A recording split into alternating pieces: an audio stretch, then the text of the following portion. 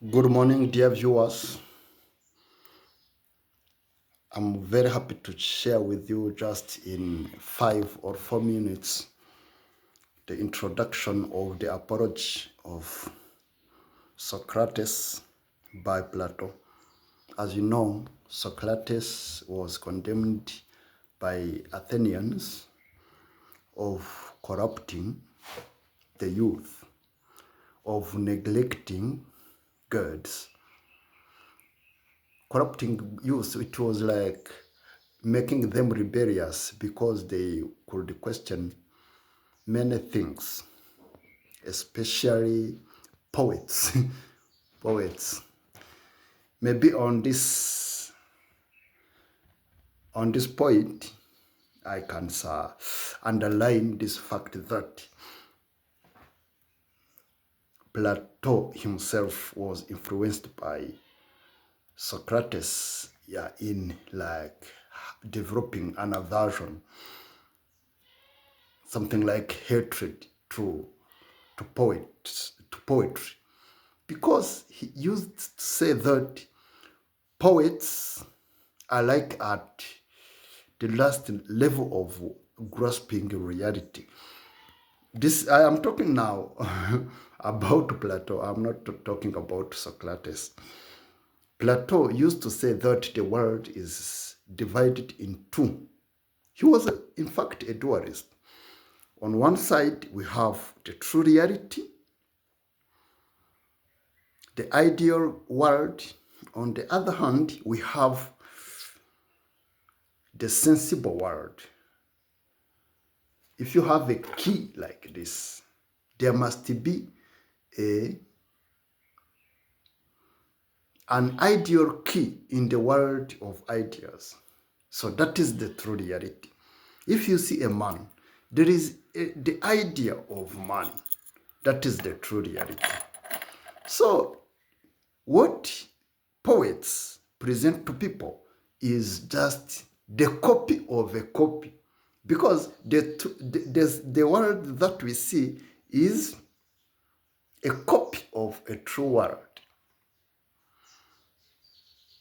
But what poets convey or share to people is the copy of what they see. They can talk about trees, people, sentiments, or feelings, but they are copying a copy. So, you see, Plato was very critic against poets. So now let us talk just about the apology. Many people wrote apologies about the defense that Socrates had or made during his condemnation. As you know, he was condemned to death.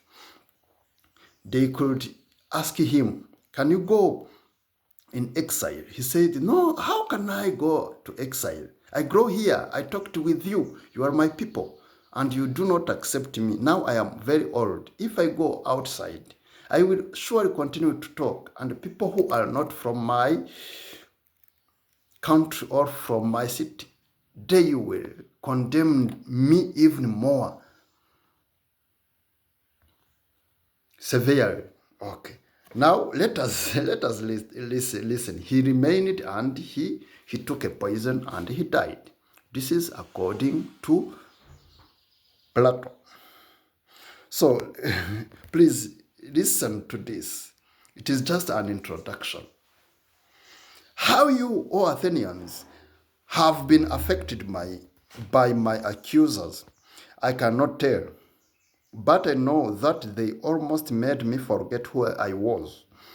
So persuasively did they speak, and yet they have hardly uttered a word of truth. This is very interesting. You see, starting at the very beginning, Plato said, you see, my opposers, my accusers, spoke convincingly. They tried to convince me.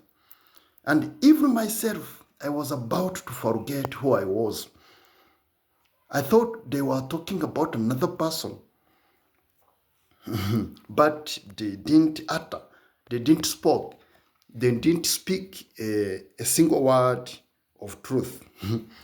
But of the many falsehoods told by them, there was one which quite amazed me. I mean, when they said that you should be upon your guard and not allow yourselves to be deceived by the force of my eloquence. To say this, when they were certain to be detected as soon as I opened my lips and proved myself to be anything but a great speaker, did indeed appear to me most shameless, unless by the force of eloquence they mean the force of truth.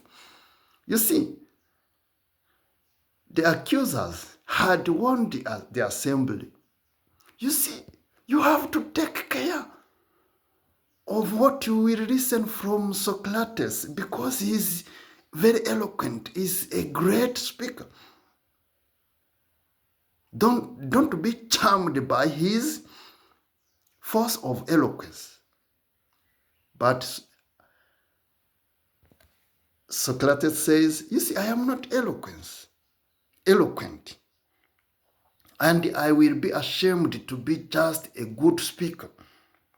But if you mean by eloquence to the force of truth, so I am eloquent.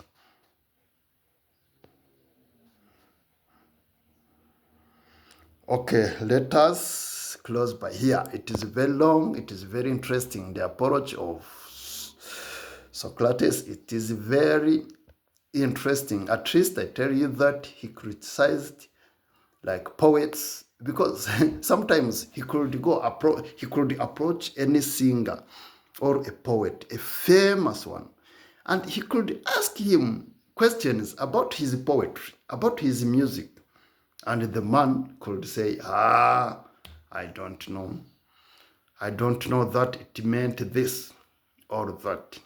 So he could demonstrate that those people who appear good speakers, they are like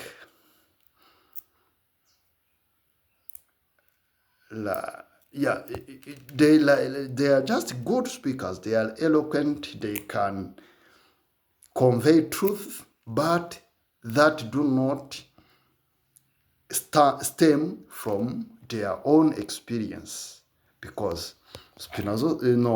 Plato said, Socrates said, if it doesn't come from your own experience, you are just repeating, you do not have a proper knowledge. Okay, I wish everyone to continue to make researches about Plato and Socrates for further understanding. Thank you.